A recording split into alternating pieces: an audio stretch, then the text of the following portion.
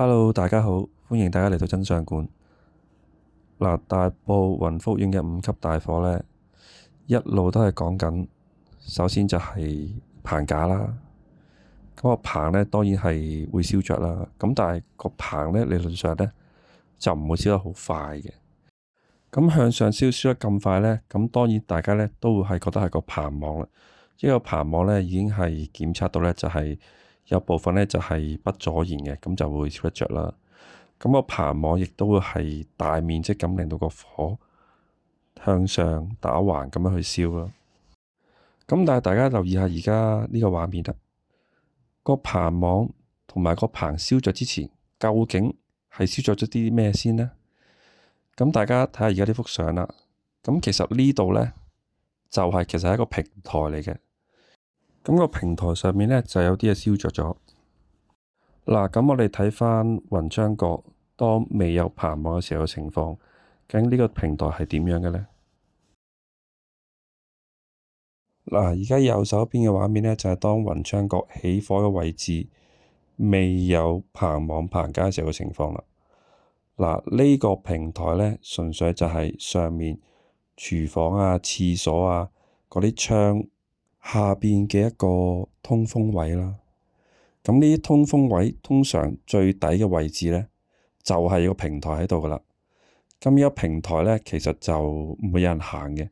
咁大家見到係有個鐵欄喺度擋住佢嘅。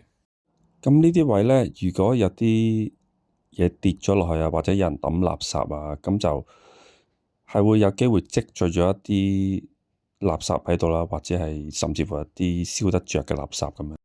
咁我哋再睇翻左邊起火嗰幅相啦。如果呢個平台積聚咗啲垃圾係燒得着嘅，咁好簡單，譬如啲發泡膠可能即係開完之後呢，咁有啲碎料剩翻喺度，咁會唔會抌咗喺呢啲位置呢？或者任何佢哋維修嘅時候所剩餘嘅一啲垃圾，或者一啲唔要嘅材料，咁就將佢一路係抌咗落呢啲位置，咁積聚咗喺度就冇清理呢？亦都有可能佢哋係咪一啲維修嘅時候一啲物料擠咗喺呢個位置呢？姑勿論呢啲係垃圾又好，係物料又好，只要佢係燒得着嘅話，而你係擠咗喺呢個平台，咁就大件事啦。因為呢，你積聚咗咁多垃圾或者燒得着嘅嘢喺度呢，咁好簡單。咁你有個煙頭抌咗落去嘅時候，咁你如果一兩嚿垃圾都唔係太大問題，咁咪燒完啲垃圾呢，咁就一兩嚿，咁咪會熄咗啦。咁但問題係，當你係一堆垃圾嘅時候，咁就係問題啦。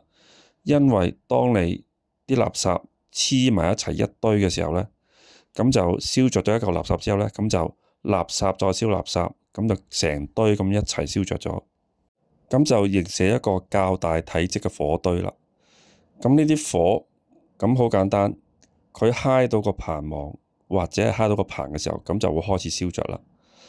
原則上，如果個棚網係真係燒得着嘅呢，咁就大件事啦。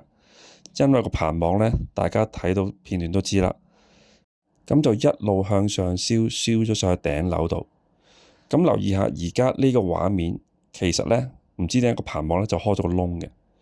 咁你開咗個窿出嚟呢，咁啲空氣咪喺呢個窿度走得更加快、更加多入去咯。咁就形成咗一個叫煙囪效應啦。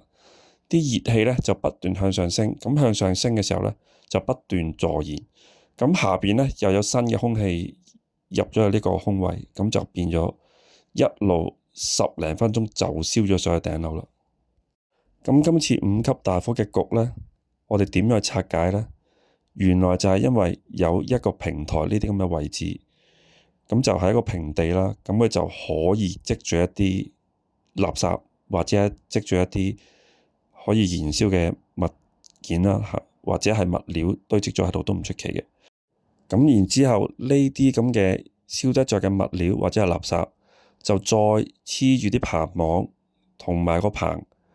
咁好簡單啦。之前呢，我講八仙嶺山火事件嘅。咁好多片啦，咁八仙嶺山火事件都係抌咗個煙頭落地度，問題係個地下可能有啲枯咗嘅樹葉啦。咁有啲枯咗嘅樹葉咧，就一路燒，就燒到側邊嘅草。咁啲草咧就連住一路咁燒，咁最終咧就成個小平原都着晒火，就一路向上燒，燒上馬騮崖。咁今次大埔雲福苑5級大火嘅格局咧，都係咁樣噶啦。首先咧就有個平台喺度，咁個平台咧就係一個平地啦，好簡單。咁然之後咧就堆積咗一啲燒得着嘅嘢。咁跟住抌咗個煙頭落去嘅時候咧，由於呢啲燒得着嘅嘢咧，就佢個面積或者佢個體積就大到一個位置，就係基本上都係會燒埋隔離啲棚網同埋個棚噶啦。咁燒着咗之後咧，就一路燒完垃圾，就再燒過隔離啲棚同埋棚網嗰度。咁之後咧就一發不可收拾啦。好啦，咁另外一個令到火勢急速上升，由底層幾分鐘之後就燒咗去頂樓嘅原因，就可能係喺啲喉管度包咗啲易燃嘅嘢，咁所以令到個火勢咧就好短時間之後咧，就有啲喉管包住嘅嘢咧，就一路向上燒。好啦，咁我哋而家睇睇當時向上燒上去嘅情況先。快啲走啊！火燭啊！喂，走啊！雲，快嚟啊嚟啊嚟啊！消防到啦！消防到啦！見到啦！見到啦！見到啦！有消防有消防。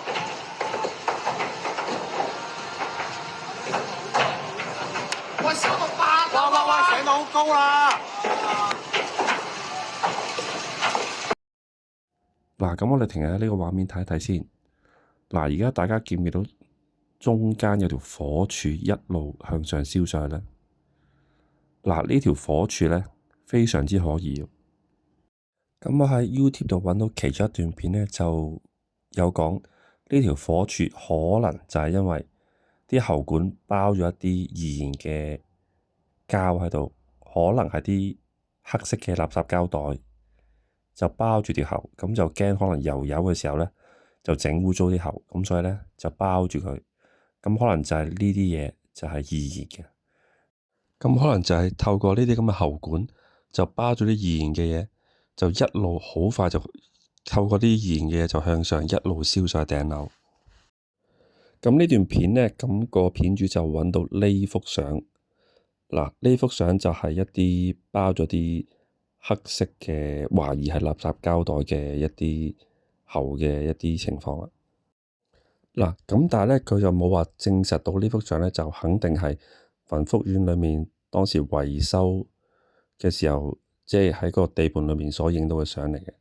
咁佢都係懷疑嘅啫。嗱，跟住我哋再睇睇一路向上燒嘅情況先。哇！大鑊！喂，我哋都走啦喂，我哋都要走啦喂。哇！褪後啲，褪後啲，我哋都搞唔掂啊，要走啦，褪後啲啊！哇！大鑊！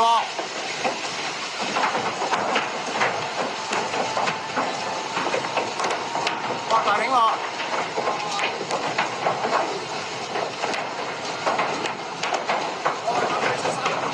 喂，大家小心下喎！我褪後啲啊！哇！仆街啊！中間着到咁樣！哇！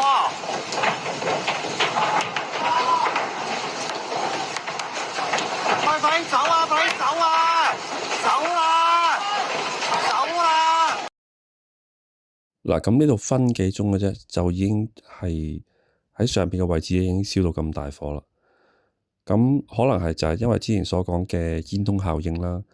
咁啲熱氣咧就散唔到出去，就一路向上衝，咁就令到上面都好熱啦。咁下邊又源源不絕有啲空氣一路扯上去，咁再加埋就可能真係呢啲咁嘅燃燒到嘅膠啦，可能係垃圾膠袋咁樣啦。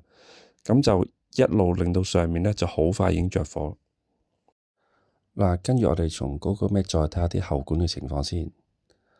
嗱，呢度就係大廈嘅底部啦。嗱，啲喉管咧，嗱，一直上啦，嗱，一路向上，好啦，跟住就上到頂樓啦。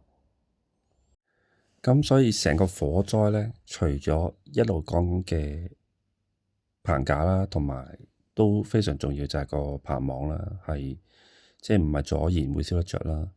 咁另外亦都要睇翻呢啲咁嘅平台位係咪積聚咗啲垃圾喺度，就成為一個火災嘅最初嘅起因啦。